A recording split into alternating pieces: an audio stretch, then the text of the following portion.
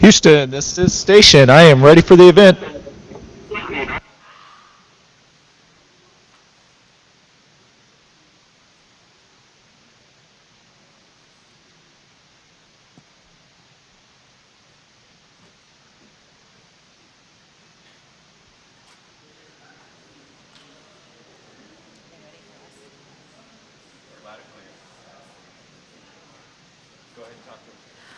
All right, Colonel Hopkins, can you hear us loud and clear?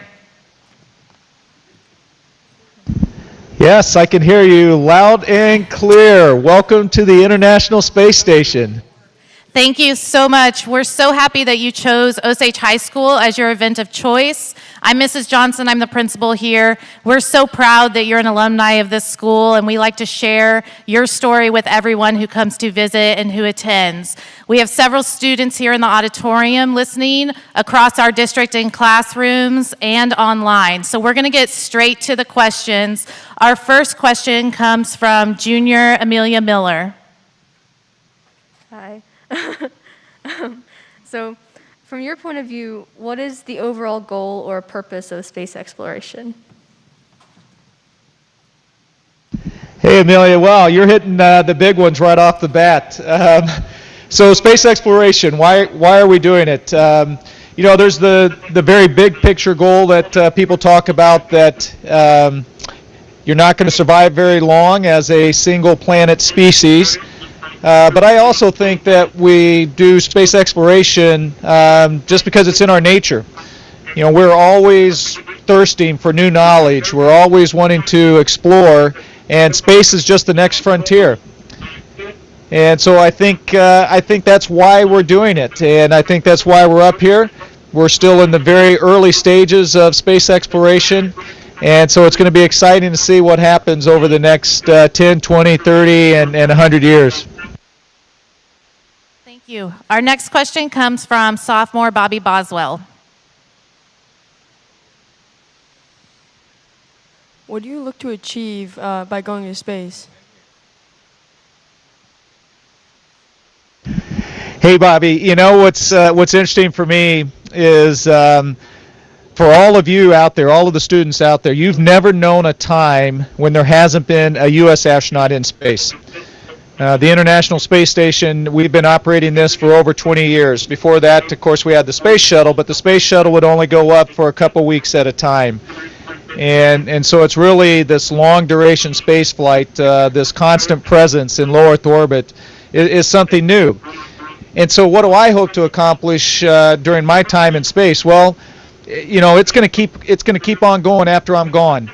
And so I just want to do my part to, again, keep the knowledge going, to continue to operate the space station, hopefully leave the space station in a little bit better shape than when we arrived. So I don't have huge lofty goals, if you think of it in that sense. I'd love to be able to walk on the moon or go to the Mars, but I think that's probably something that's going to be more likely for your generation versus mine.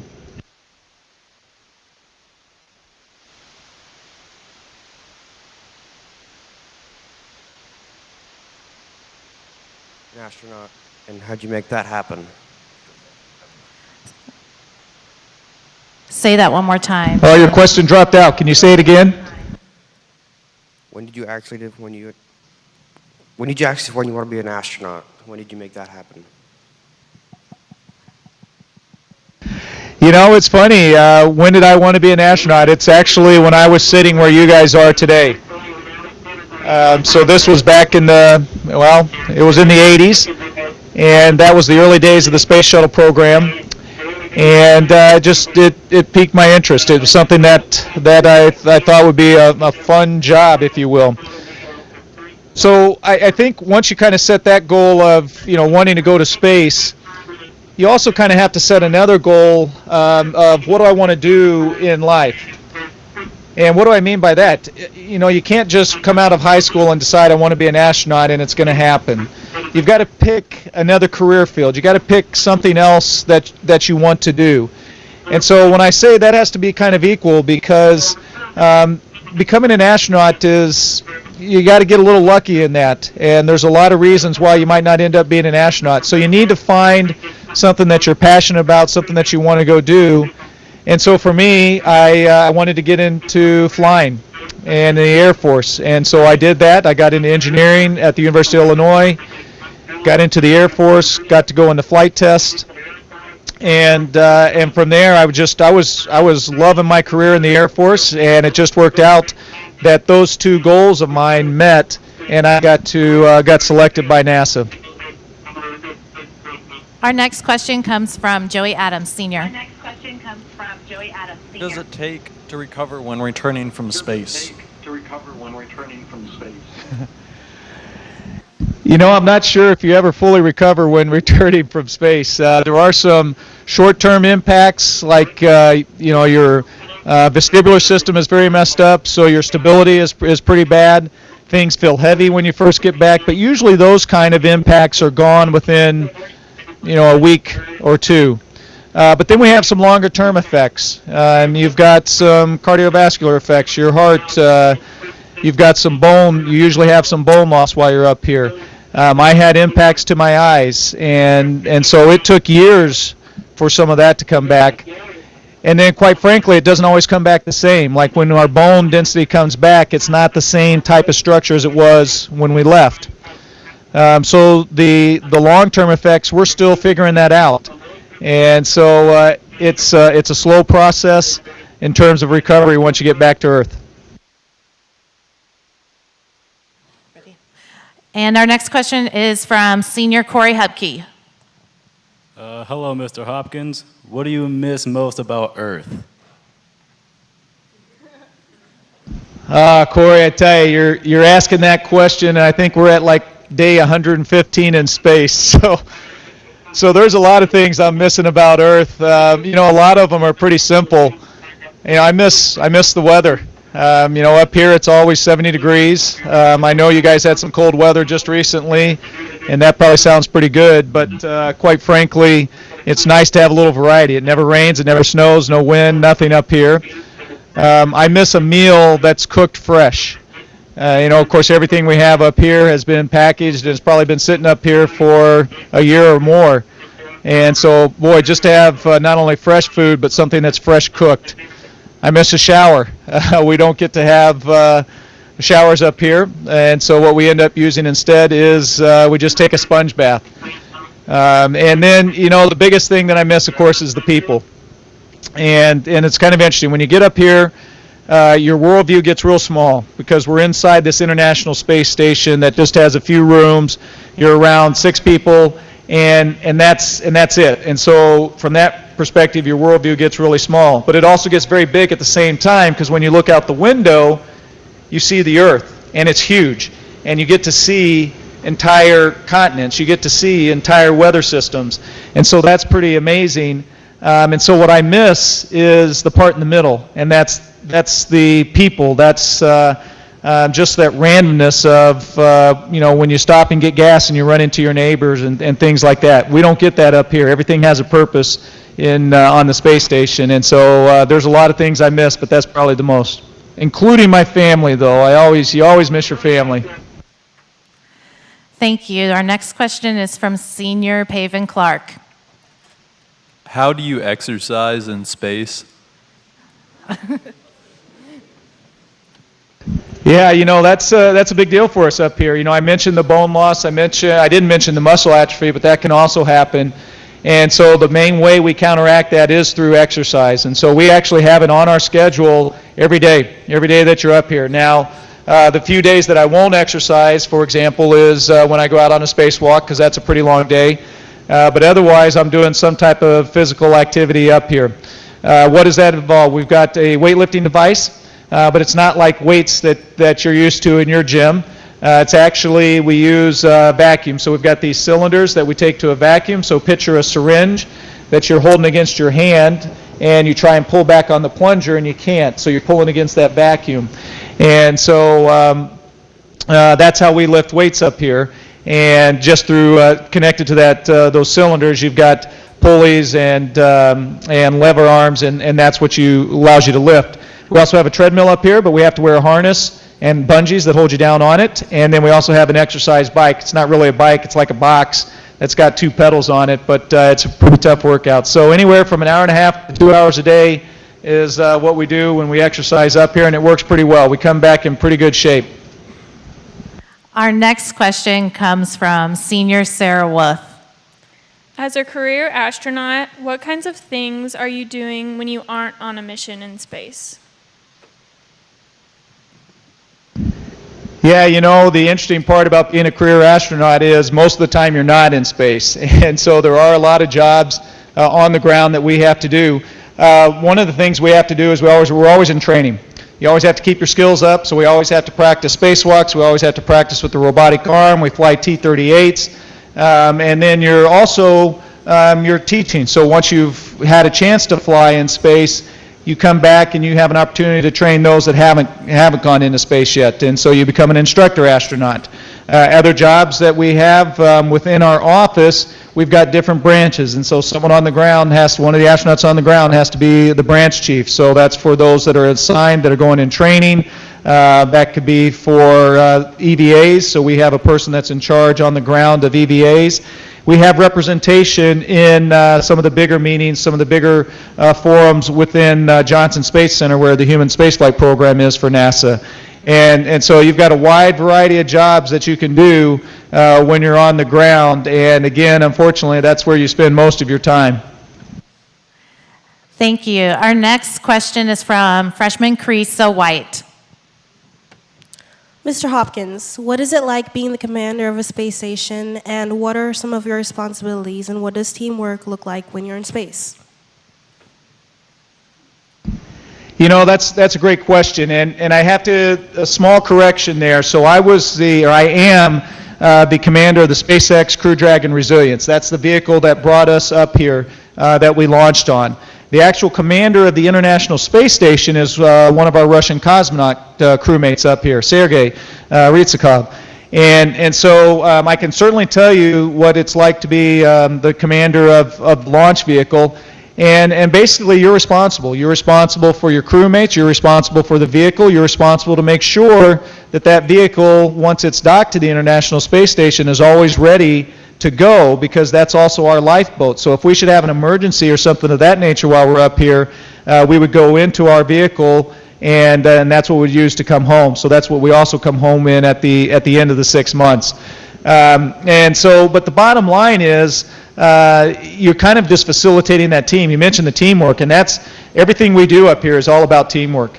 And it's not just the people that are up here, but it's actually the people on the ground as well. You know, there's thousands of people that support our mission up here on the ground, and so they are a big part of the team. And so you have to kind of help manage that and direct that entire team towards the goal of, in this case, of this launch vehicle, of getting us up here safely, staying ready to go while we're up here, and then bringing us home safely at the end of the mission. Thank you. Our next question is from freshman Natalie Jones. Do you ever feel lonely without easy access to your friends and family?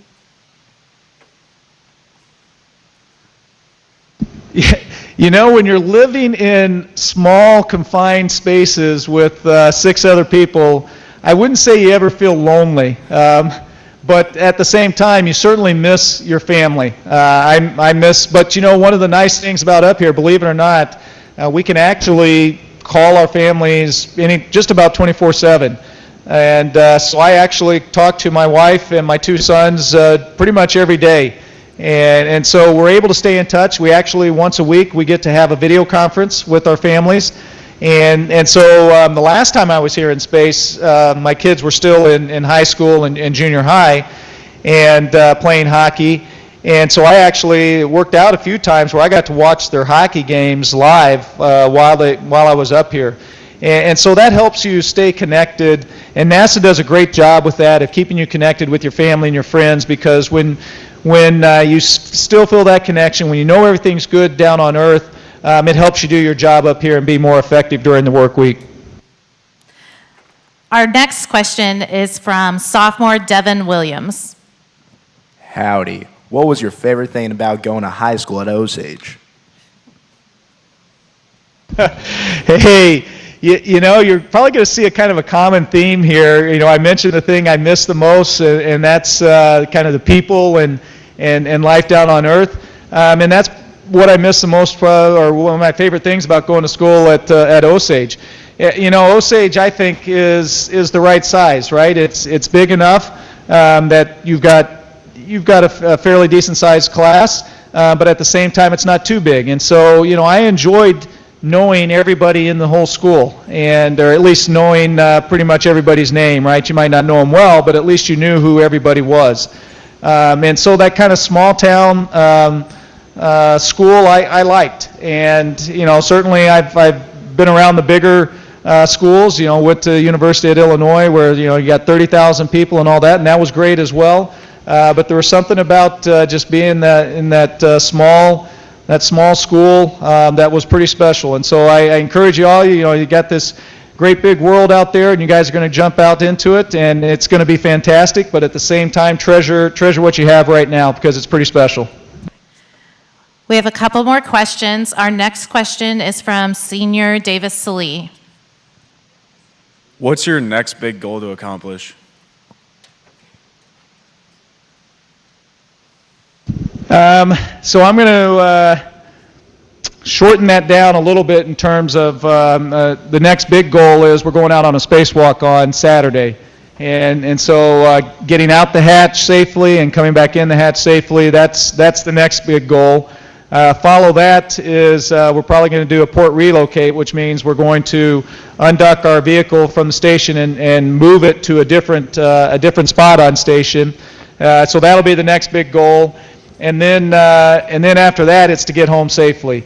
And so, you know, I'm just kind of marching down those things. That's where most of my focus is. And then we're going to have to see after that. Once I get back to Earth, I think the next big goal is to maybe take a little bit of time off, because you don't ever get any time off really when you're up here. You get some days where you don't have work on your schedule, but you're always kind of on. So I'm going to take those initial goals, and then we'll see what the next big ones are after that. Our next question comes from Senior Grace Martin. Hi, Mr. Hopkins. For someone who is listening who wants to become an astronaut, what do they need to do now in high school to prepare? Well, you got to study. You know, it's that's going to be a fact of life. I mean, I'm in my 50s now, and I still get tests. I get evaluated all the time. And so that's something that in high school that you're going to have to go through, and throughout college and then beyond. You're always, and I think what that comes down to is you're going to be a lifelong learner. And so always learning, no matter how old you are or what stage of life you are, you're always going to be learning. The other piece of it is, you got to be a little gritty. And I'm going to, my crewmate Victor, he's got these these three kind of goals that he always talks about for someone that wants to be an astronaut. And being gritty, I mean, it's not going to be easy. You know, most astronauts have some type of a technical background, a STEM background, science, technology, engineering, math, and those aren't easy. And you got to realize that, and you got to be willing to put in the work and the time that it takes to be successful at those. The other thing we already talked about as well, and that's you got to be a good teammate. And everything, again, I'll mention it again, everything we do up here is part of a team. And then I guess I mentioned my other one as well is find what you're passionate about. And if you do that, then no matter what happens in terms of whether you get to be an astronaut or not, you're going to be very happy with where you are in life. And so I think if you do those four things, you can put yourself on the path to being an astronaut, and hopefully it'll work out for you. Well, Colonel Hopkins, we're coming to the end of our time with you, and I know you guys keep a tight schedule up there. I got several stories about you in high school from Coach Phillips and Coach Henshaw, who I was standing in between in a basketball game last week, but I don't know that those are appropriate to talk about in this setting. What I want to do is just open it up for you Is there anything else you want to tell this graduating class of 2021? They've been through quite a bit in the last year. You deal with tough situations every day. Do you have any words to tell them as they are about to head out into adulthood? You bet. And I don't think any of those stories would be true. and you're probably right. They're probably not appropriate for this forum. I don't know if you guys are aware of it or not, but we named our SpaceX Crew Dragon vehicle Resilience, and that was a very purposeful name because it had been such a tough year for everybody. Not only just the COVID, but all of the social unrest and things of that nature that were going on in the world, and so that made it pretty tough. And so by naming our vehicle Resilience, we were trying to name it in honor of all the people that made it happen, despite all these other things that were going on. And so I say the same thing then to all of the high school the seniors that are getting ready to graduate. It's pretty impressive if you think about it, what you've had to go through to get to this point, to graduate, something that a lot of us haven't had to do. And so just think about that resilience and take that forward. One of the things I always talk about being an astronaut and like going out on spacewalks and things of that nature, everything you are doing now is helping prepare you for that moment. And you may not realize it. And I'll give you an example. So going out on a spacewalk, you're opening the hatch, and I remember the first time I'm looking out this hatch through the vacuum of space down at the Earth 250 miles below, and that can be a little intimidating. But at the same time, I realized I had been there before. And what do I mean by that? Well, I was fortunate enough to play football not only at Osage but also at the University of Illinois. And when you're standing in that tunnel and you're getting ready to run out on that football field, there's a lot of the same emotions. You're getting ready to leave this very protected area and go out into an area where you're putting yourself at risk. And so how you handle that, how I handled that for playing football, came in handy when I was getting ready to go out on those spacewalks. And so what you guys have experienced right now through this past year is going to serve you very well, and take advantage of that and use that throughout the rest of your college career or whatever you decide to do after high school and through the rest of your life. You guys I tell you what, there is something special about where you've grown up and where you're graduating from. And so I encourage you to never forget that, to always look back and come back and stay in touch there. So anyway, it's just because it's wonderful to be able to share this experience with you, because Osage started me out, and this is where I've ended up, and no matter where you end up as well, Osage is going to help you get there. All right. Well, thank you so much for your time, Colonel Mike Hopkins. We appreciate it. Have a safe flight, and we'll see you back on Earth. Okay, looking forward to it. Thank you so much. Bye, everyone.